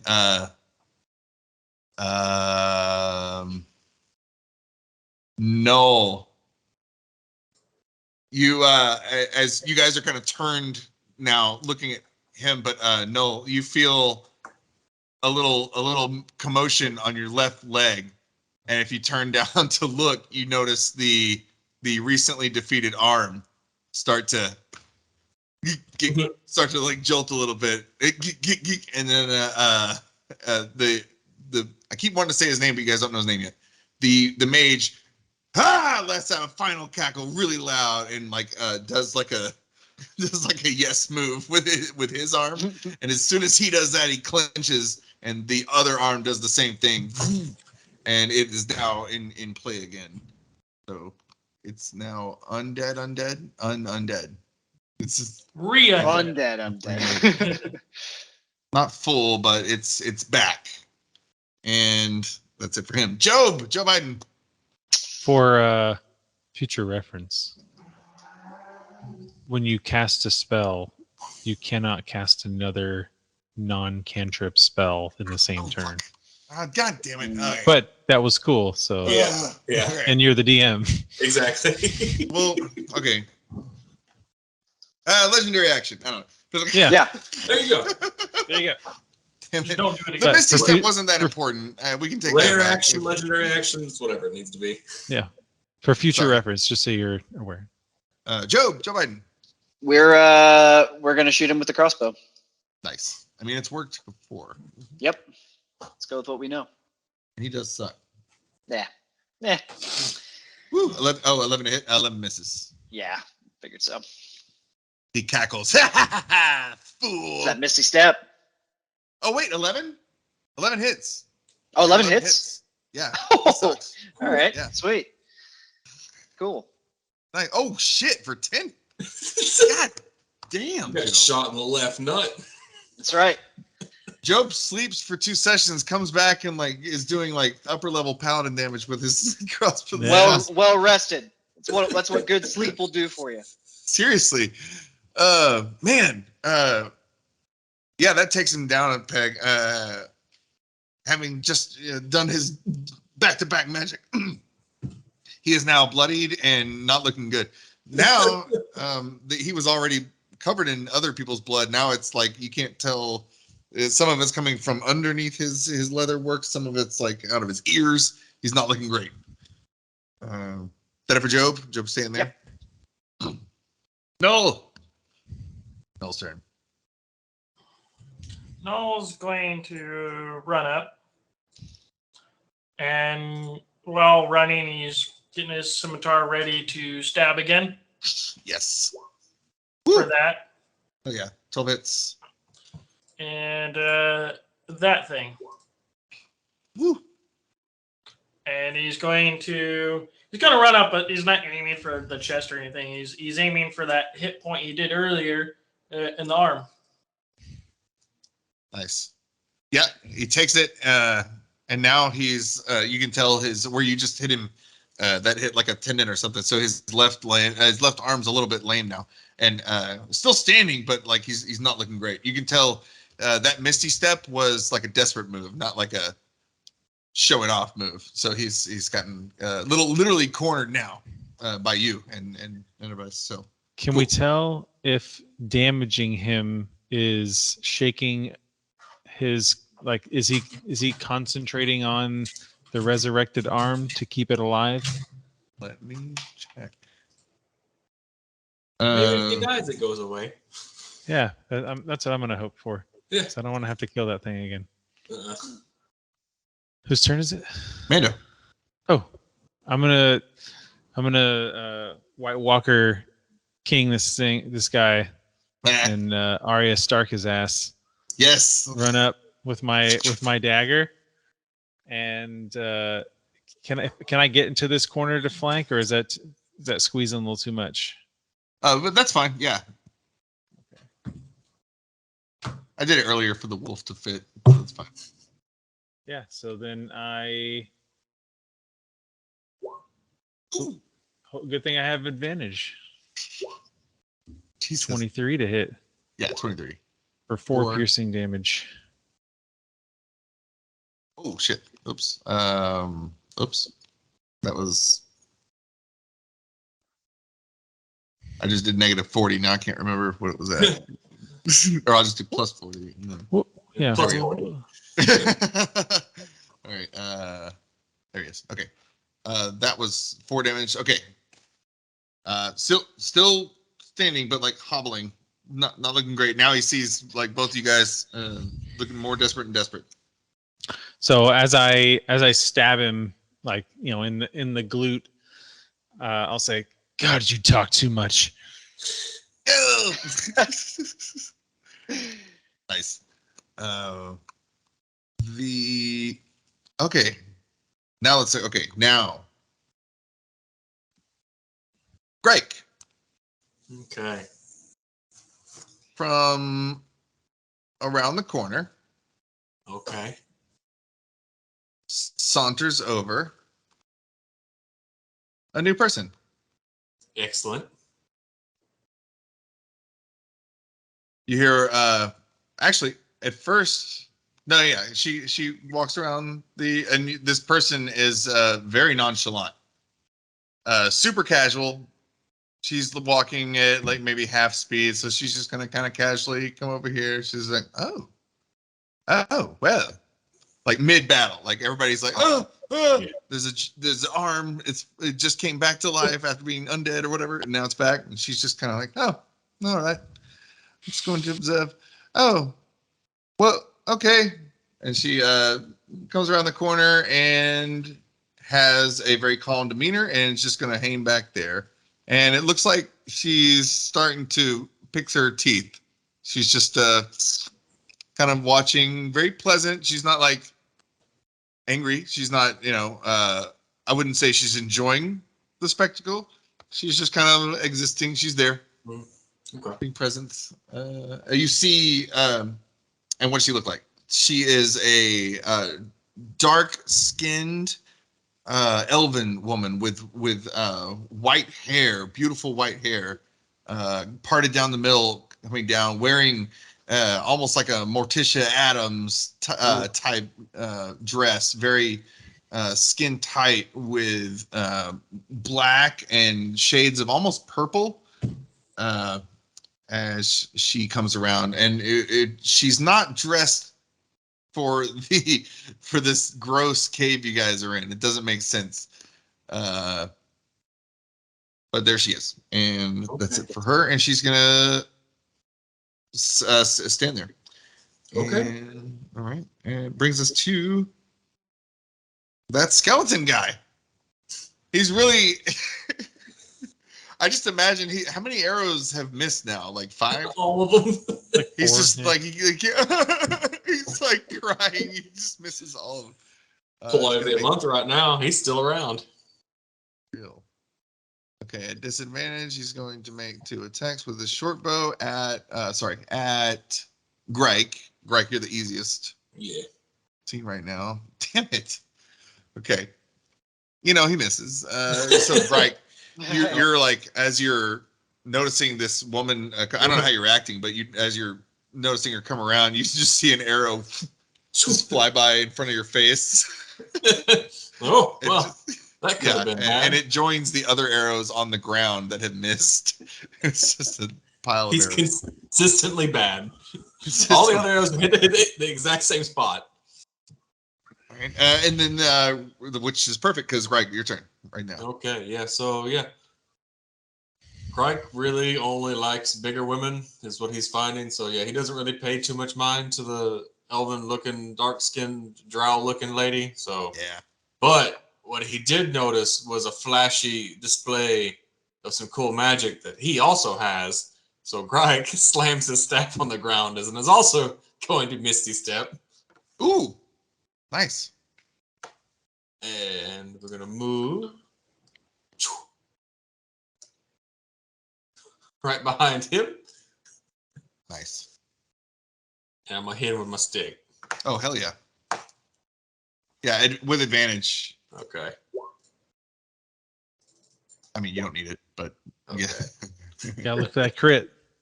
I know, I gotta go for that Chris. That'd be 11 damage. Okay.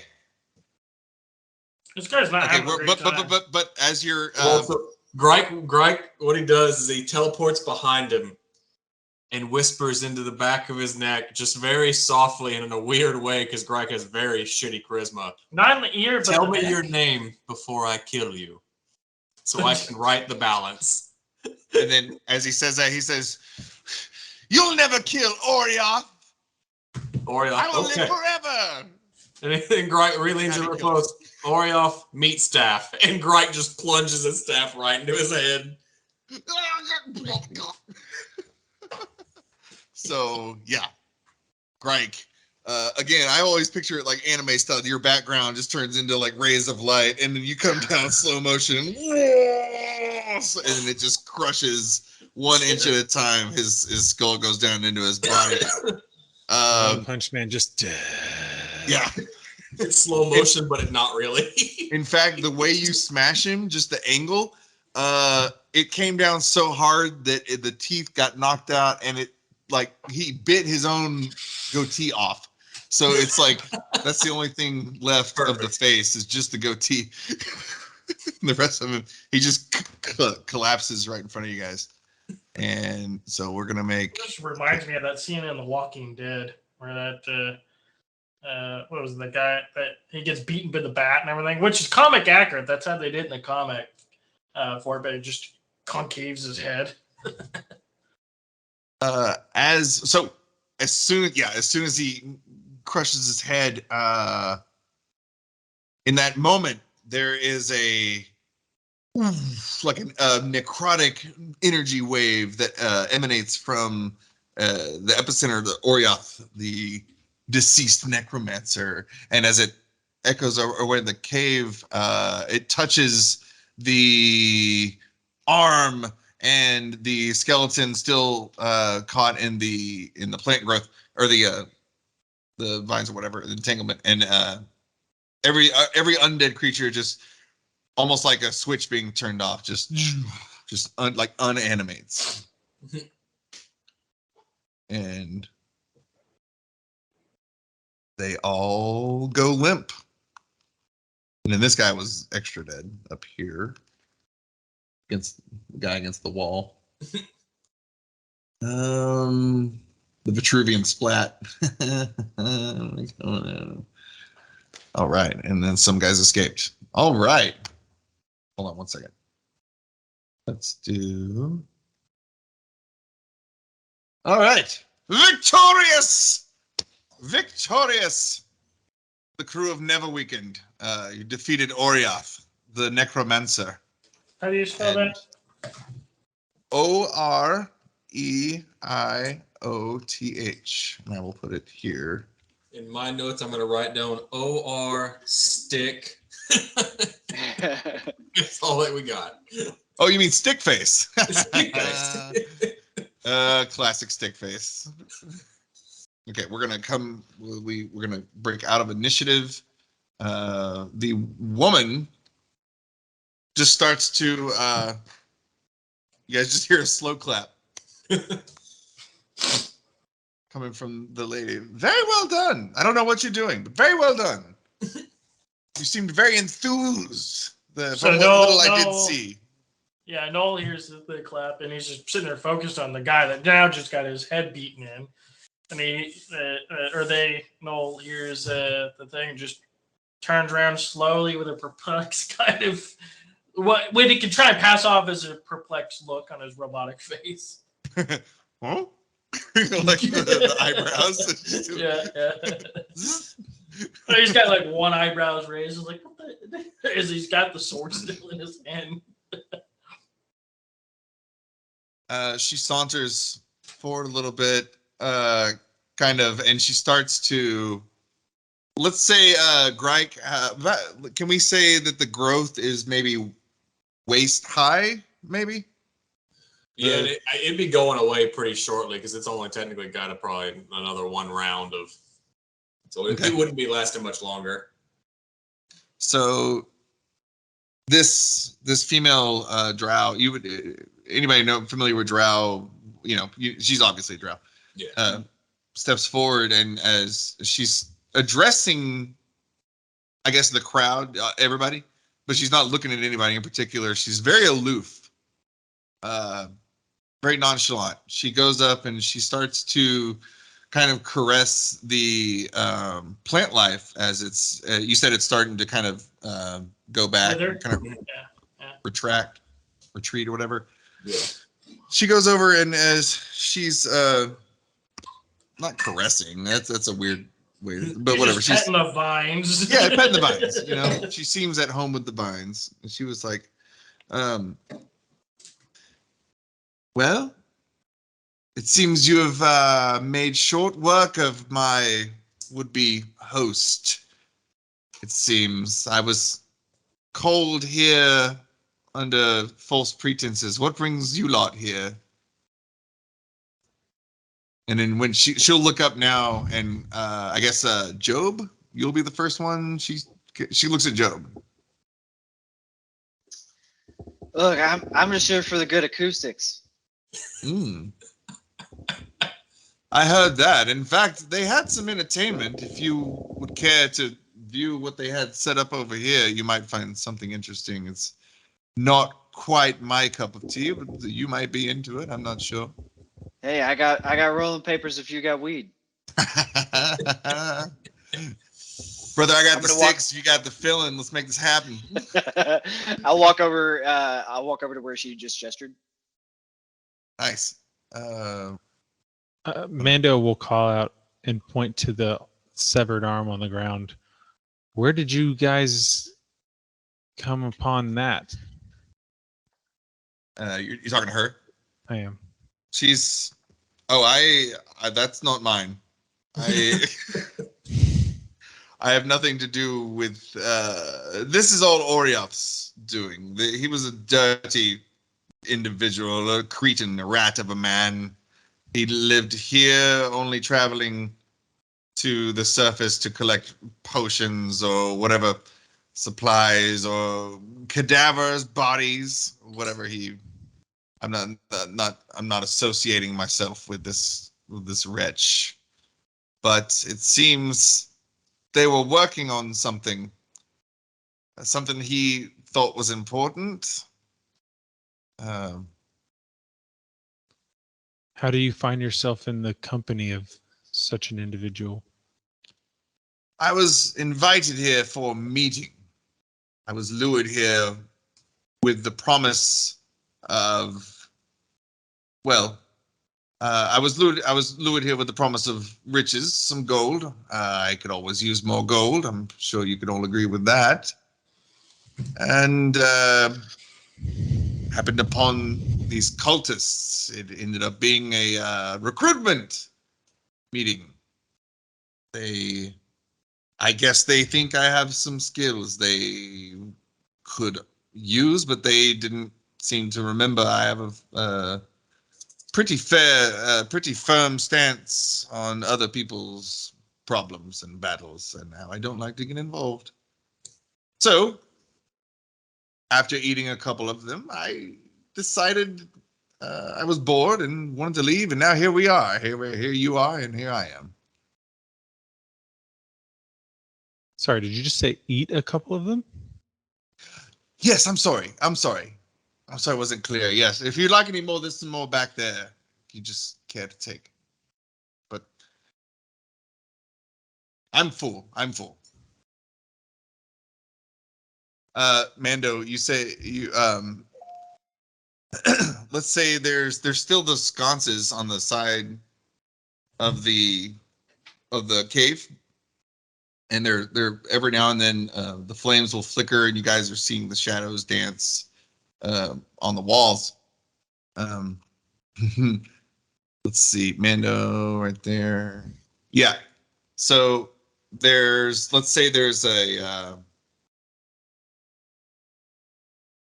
torch parallel with this workbench, and it is casting shadows, and you can kind of see Null's shadow is like really big, and it covers Job's, and or sorry, it doesn't cover Job's. Job, did you move up? I moved your token, but did you actually move? Yeah, I was just gonna go look to where she gestured it, like where they left stuff. Okay, so you were heading that way around the corner. Mm-hmm. Mm-hmm. All right, so let's say maybe you got that far, so that Mando's able to discern.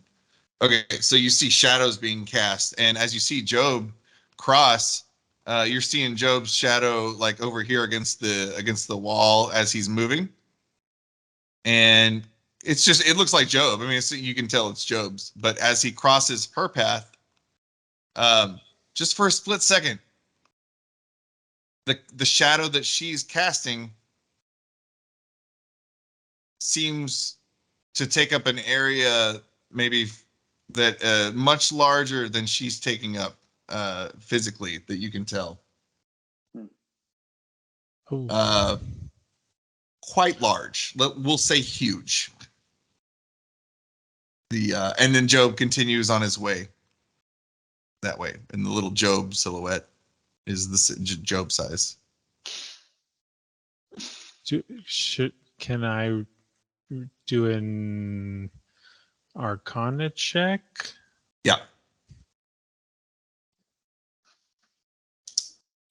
And what are you sniffing for? Well, I sense magic or like shape shifting is afoot to hide her true form. If I notice this,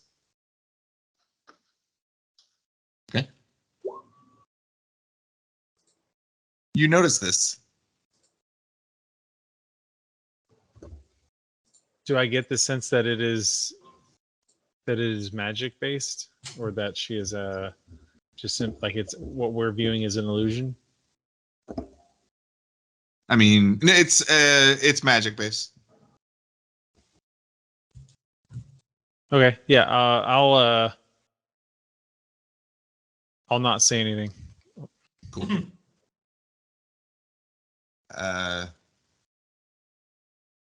Actually, I will say, what is your name? My name? Oh, well. I've had several throughout the years. This town in Phandalin, they've come to know me as the Dark Lady. If you are to go to Phandalin, those travelers or townsfolk, whoever find themselves in need of some maybe dubious assistance in the magical area, or perhaps even healing, sometimes find their way to me. And she's going to turn her attention. She kind of scans the room, and steps forward. She looks at Ilpa, and she's like, "Oh, how interesting." And she just kind of takes, this is the first thing she's taken interest in. Granted, there's like dead bodies around, there's a giant arm on around, she's just talking about eating people, but Ilpa is the first thing she's like, it's like caught her eye. But she doesn't say anything, really. You may call me Neverweakened. Or the Dark Lady. I'm gonna type that in there. I was approached by the cult of the Black Earth. They have been working. Something is happening. Something beyond Cult of the Black what? Earth. Earth. Thank you. Something's happening beyond my scope. Let's just say I'm able to keep a pretty good tab on things around here. I've made it my personal mission not to protect per se, but to supervise some happenings up here in the north. There's very strange happenings as of late. As you can see, one of our giant friends met an unseemly death. And if you back there, you see anything? And she kind of calls out to Job. Job, if you're turning around the corner. Okay, so Job rounds the workbench, and Job, what you see is, let's describe it. If you've ever seen marimba, imagine that, but it is the rib cage of a storm giant that has been flayed, and on a cadaver bench, that's a couple of them, it's strewn across these. There are two skeletons holding mallets, two each, that are just collapsed piles of bones. The necromantic magic that was keeping them up it dropped, and so there is a rib cage marimba being played with the mallets made from other bones picked up around. And there's also, they had fashioned a sort of, and this will hit home for your bagpipe, a sort of accordion style organ, to, no pun intended, to give the marimba a bit of a acoustic boost. So like there's this with the lungs of the storm giant. So using the lungs, they were able to amplify the sound of this ribcage marimba. And this has been the music that you guys have heard. The eerie, creepy music coming through the sticky cave. Yeah, Job, it's just chaos. You're looking at, luckily everything's all the undead is like real dead now, but everything obviously covered in blood, and you can see the tinkerer's tools, the dead necromancer. He's strewn across the top there. I'm gonna pull a Grandpa Simpson and one of those and turn around, and just walk right back. Like, hey guys, there's some pretty fucked up shit back there. Yeah. Okay. Can we call it there? Yeah. We didn't quite get to the whole thing, but that's okay. XP to level 3. Level 3. Yeah. Sweet. For next session, we'll start at level 3, but we won't be quite out of the cave yet. Sorry, we didn't quite make it, but there's still more in the cave. I had no idea it would last this long, this many sessions, but there's a little bit more. So come in next character. Okay, we're level 3. Neat. Level 3, yes. Yeah. Very cool. Finally, my damage increases. Yeah, I'm excited to see. I almost messaged everybody and said level 3 before this, but I was like, do I betray the story, or do I just? And then I would have like went out a little bit more with the attackers, but I think it balanced pretty well. It turned out well. Yeah, I think it turned out really well for everything. Yeah, it was really cool because Noel's been this menacing character. Noel hasn't actually spoken a word to anything. You just mindlessly, not really mindlessly, but just going and doing actions, just following orders, and kind of doing things. And so to be able to do some of the cool things, you're just sitting there stabbing folks and everything. But the cool thing is, like, the spider was going to be cool. I wanted to do the spider to crawl up around and all that. And do that. That would have been really cool. But in one foul swoop just gets destroyed. So he's not happy. Sorry. He's happy that the character that did that died, but he's not happy that it took place. And so, that was really cool. I'm satisfied with how things have turned out. And there is some plot. So now you got this weird dead lady thing, this drow thing going on. Yeah, this girl's dark, literally Dark. and figuratively. She got some stuff, y'all. Like, Yeah. Well, and then like the as you're describing the scenes and stuff, and it's just say, oh yeah, now it's just a cave full of dead bodies, an arm is being reanimated 2 or 3 times. Oh, and by the way, they're playing music on a ribcage. Yeah. Yeah. hell yeah. So, All right, dudes. All right. Peace out. Thank you. We'll see you I'm next time. Pleasure. Have a good one. As always. Action Later, y'all. music.